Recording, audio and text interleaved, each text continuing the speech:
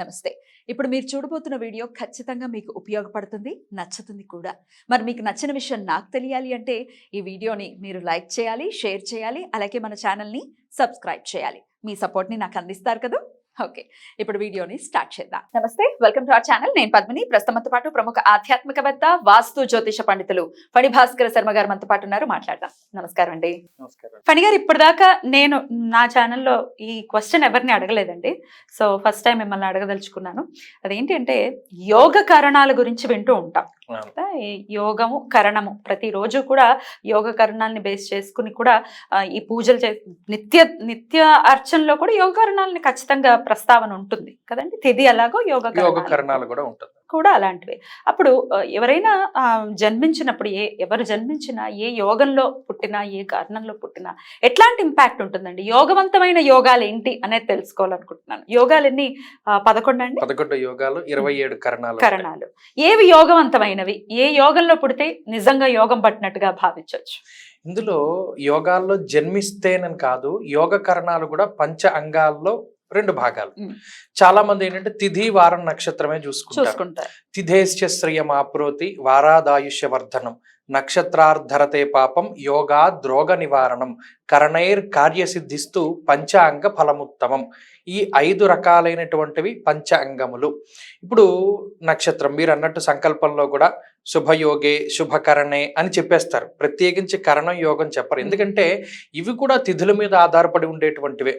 మీరు అన్నట్టు 11 యోగాలలో ఈ 27 కరణాలలో కూడా మంచి చెడు ఉన్నాయి. ఇప్పుడు వ్యతిపాత యోగం ఉందనుకోండి. వ్యతిపాతము అంటే అది పితృ దేవతలకి సంబంధించినటువంటిది. అందుకనే మహాళయ పక్షాల్లో వ్యతిపాత మహాళయానికి చాలా ప్రాధాన్యత. అలాగే ప్రతి నెలలోనూ వ్యతిపాతం ఉండేటువంటి రోజున పంచాంగాల్లో శుభ కార్యక్రమాలు చెయ్యరు. అది ఈ మధ్యన రాస్తున్నారు. ఈ అవగాహన లేక చాలా మంది ఇది వరకు పంచాంగాలంటే చాలా అక్యురేట్ గా ఉండేవి. ఇప్పుడు ఎలా వచ్చాయంటే 12 దాటితే రోజు మారుతుంది కాబట్టి రహితం అవుతుంది అలా రాస్తున్నారు. కానీ నేను చూశాను పంచాంగాల్లో. అలా ఎలా ప్రామాణికం అవుతుంది? మన ధర్మం ఎలా ఒప్పుకుంటుంది దాన్ని? కానీ అలా రాసిన వాళ్ళు ఉన్నారు. వాళ్ళు కూడా సుప్రసిద్ధ పంచాంగ కర్తలు. ఈ రోజు నడుస్తుంది, వాళ్ళ హై సర్క్యులేషన్ నడుస్తుంది. అయితే ఉదయం వారహ, ఉదయం నుండి తర్వాత రోజు ఉదయం వరకు వారం. కానీ ఇంగ్లీష్ది వచ్చేసింది 12 దాటిపోతే బుధవారం కాదు గురువారం, అప్పుడు రహితం అవుతోందని రాస్తున్నారు. పంచాంగ శుద్ధిలో రహితం చాలా ప్రాముఖ్యత. సరే, ఇది తీసేసేయండి. శుభయోగే శుభకరణే ఇవి మనం చెప్తున్నాం కదా. వ్యతిపాతం అనేటువంటి యోగం ఆ రోజున శుభ కార్యక్రమాలు చేయకూడదు. కానీ ఇప్పుడు ముహూర్తాలు రాస్తున్నారు. వ్యతిపాతంలో కూడా ముహూర్తాలు రాస్తున్నారు. మాకు బాగా అత్యంత ఆప్తులు మా కుటుంబ సభ్యులు ఒకరి వ్యతిపాత యోగం రోజున అన్నప్రాసన ఏదో పెట్టుకున్నట్టున్నారు. ఆ అన్నప్రాసన రోజునే వాళ్ళు హాస్పిటల్కి వెళ్ళారు. అంత ప్రమాదకరమైనటువంటి యోగం అది. అలాగే ఈ యోగాలను దేనికి వాడేవారు అంటే యోగా ద్రోగ నివారణం. ఫలానా యోగంలో ఈ రోగం వచ్చింది, ఇది ఎంతకాలం ఉంటుంది, నక్షత్రాన్ని బట్టి కూడా ఉంటుంది. నక్షత్ర చింతామణి అనేటువంటి గ్రంథంలో ఈ ఫలానా నక్షత్రంలో ఈ రోగం వచ్చినప్పుడు ఇది ఎన్ని రోజులు ఉంటుంది, దీని తీవ్రత ఎంత, ఇది తగ్గుతుందా తగ్గదా, తగ్గాలి అంటే ఏం చేయాలి, ఏ శాంతి చేయాలి, ఇవన్నీ ఉంటాయి. యోగాన్ని బట్టి కూడా దాన్ని క్యాలిక్యులేట్ చేస్తారు. ఇప్పుడు ఈ యోగాన్ని, ఇప్పుడు కరణం ఉంది, భద్రకరణం అందరికీ తెలిసినటువంటిది. ఇది ఫెమిలియర్ గా మాట్లాడుకుంటే రాఖీ పౌర్ణమి రోజున భద్రకరణానికి సంబంధించినటువంటి విషయం వస్తుంది. వైధృతి యోగం, ఇది కూడా పేరు వినే ఉంటారు. ఎందుకు? వైశాఖ మాసంలో ఆంజనేయ స్వామి జన్మించినటువంటి తిథి దశమి తిథి రోజు మంగళవారం, పూర్వభాద్ర వైధృతి ఉన్నటువంటి రోజున పుట్టాడు అని మనకి ఆయా గ్రంథాల్లో హనుమంతుడికి సంబంధించినటువంటి పరాశర సంహిత ప్రత్యేకించి సంహిత గ్రంథాల్లో చెప్పారు. అలాగే జ్యోతిష్యం 3 రకాలుగా ఉంటుంది. స్కందత్రయాత్మకం శాస్త్రం 3. ఆద్య సిద్ధాంత సంయుకం, ద్వితీయ జాతక స్కంధం, తృతీయ సంహితాహుయం. మొదటిది ఏంటి అంటే ఆద్య సిద్ధాంత భాగ అంటే పంచాంగ గణితం, ముహూర్తాలు, తిథులు, వార నక్షత్రాలు, గణన, ఇవన్నీ. ద్వితీయ జాతక స్కంధం, జాతక భాగం, ఫలితాలు. ఈ 3వది చాలా తక్కువ మంది చదువుంటారు. సంహితలు అంటారు. సంహితలు దేనికి ఉపయోగపడతాయి? దీంట్లో నారద సంహిత ఉంటుంది, అలాగే ఈ గర్గ మహర్షి చెప్పినటువంటిది ఉంటుంది, పరాశర సంహితలు. ఇవన్నీ ఏంటి అంటే కొన్ని వాటిలో నిగూఢమైన రహస్యాలు ఉంటాయి. ఈ సంహిత బృహత్ సంహిత ప్రత్యేకమైనటువంటి గ్రంథం బృహత్ సంహిత. ఈ బృహత్ సంహిత గ్రంథాల్లో ఏముంటాయంటే దేశకాలమానాలకి సంబంధించినటువంటి శృంగాలు, ఉల్కాపాతాలు, గ్రహణాలు, పరివేషణలు అవన్నీ సంహితల్లో ఉంటాయి. అంటే పలానా ఖగోళంలో ఇది కనబడింది కాబట్టి దీని వల్ల దేశం మీద ఏ ఇంపాక్ట్ ఉంటుంది, ఇవన్నీ సంహితల్లో ఉంటాయి. ఇదే చాలా తక్కువ మంది చదువుకున్న వాళ్ళు. అయితే ఈ గ్రహణాలకి సంబంధించిన నియమాలు, ప్రతి గ్రహానికి గ్రహణం ఉంటుంది, అది కూడా చాలా తక్కువ మందికి తెలుసు. కానీ సూర్యచంద్రులకు పట్టేది మనకి కనబడుతుంది కాబట్టి దాని గురించి మాట్లాడుకుంటాం. అలాగే ఈ యోగం, వైద్యుతి, ఇవన్నీ ఏంటంటే ఆయా మహానుభావులు జన్మించారు అనేటువంటి విషయానికి దీన్ని వాడతారు.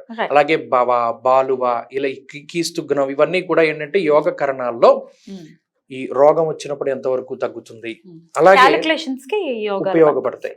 అలాగే ఈ కరణాల్లో కరణైర్ కార్యసిద్ధి కలగాలి. చాలా మంది ఇప్పుడు అదే అడుగుతారు, మేము ఏం రెమెడీ చేయాలంటే మా కార్యసిద్ధి కావాలి, మేము అనుకున్న పని అయిపోవాలి, ఇంకా అది మా దగ్గర డబ్బులున్నా లేకపోయినా 15 లక్షల కారు కొనాలి, ₹1,00,00,000 విల్లా కొనాలి, మా దగ్గర డబ్బులు ఉండక్కర్లా,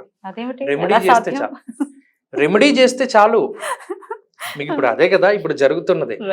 మీకు ఇల్లు కట్టుకోవాలనుందా, ఈ రెమెడీ చేయి, నీ దగ్గర డబ్బులు ఉండక్కర్లా, నువ్వు కష్టపడక్కర్లా, నువ్వు ఏమి అసలు ఇది చేయక్కర్లా. ఎంత క్రమశిక్షణ ఉంటే వాడు డబ్బు సంపాదిస్తాడు. రెమెడీలు చేస్తే అసలు అవేం అక్కర్లా, డైరెక్ట్ కట్టేసుకుంటారు. మరి ఈ కరణాలు కార్యసిద్ధిని తెలియజేస్తాయి. పలానా కరణంలో నువ్వు ఈ పని చేయి, కార్యసిద్ధి కలుగుతుంది. అది ప్రతి జాతకులకి మారుతూ ఉంటుందండి, లేకపోతే అందరికీ ఒకేలా ఉంటుంది? కామన్ గా ఉంటుంది. అయితే కార్యసిద్ధికి ప్రత్యేకించిన కారణం ఏంటి? అవేం లేవు ఇందులో. అదే వస్తున్నా. ఇప్పుడు ఈ కరణాలు యోగాలు తిథిలాగా 24 గంటలు ఉండవు, మారిపోతూ ఉంటాయి. ఒక రోజు 2 కరణాలు రావచ్చు, ఒక రోజు 2 యోగాలు ఉండొచ్చు. కానీ ఇది మీరు అన్నట్టు ఏంటంటే ఇది కొంత జాతకాన్ని బట్టి ఆధారపడి ఉండొచ్చేమో కానీ సాధారణంగా కొన్ని కరణాల్లో పనులు, పైగా ఒక పనికి ఒక్కొక్క రకమైనటువంటిది.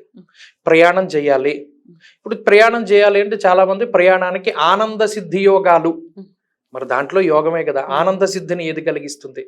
ఆయుష్మాన్ యోగం పేరు, అలాగే కరణాల పేరు. ఇవన్నీ కూడా ఏంటంటే ఒక ప్రామాణికం. పలానా వ్యాపారం ప్రారంభించాలి, అదిగో దాంట్లో వెళ్ళు. లేదు హాస్పిటల్ స్టార్ట్ చేయాలి, దీంట్లో వెళ్ళాలి. ఒక్కొక్క రంగానికి ఒక్కొక్కటి. అందుకని మనం ఇది చెప్పలేకపోతున్నాం. కానీ ఈ కరణాలు యోగాలు కూడా అంత ప్రాముఖ్యతని పొందుతాయి జాతకంలో, గోచారంలో, లేదా ఈ సంహితా భాగాల్లో. సంహితల్లో అయితే చాలా అసలు. అలాగే పుణ్యపురుషుల యొక్క ఈ తిథి, ఇప్పుడు ఆంజనేయ స్వామి జన్మతిథిలో మరి యోగాన్ని గురించి చెప్పారు, వ్యతిపాతం గురించి అందరికీ తెలిసిందే, ఆయుష్మాన్ గురించి తెలిసిందే. ఇలా ఏంటంటే యోగాలకి కూడా ప్రాముఖ్యత ఉంటుంది. అవి కూడా తెలుసుకుంటే, దానికి సంబంధించి రీసెర్చ్ చేయగలిగితే దాంట్లో ఉన్నవి కూడా తెలుస్తాయి. డెఫినెట్లీ ఇది సబ్జెక్ట్ కి సంబంధించినటువంటి అంశం, ఖచ్చితంగా తెలుసుకునే ప్రయత్నం చేయాలి. అందుకనే మిమ్మల్ని అడగడం జరిగింది. చాలా చక్కగా వివరించారండి. Thank you so much. నమస్తే.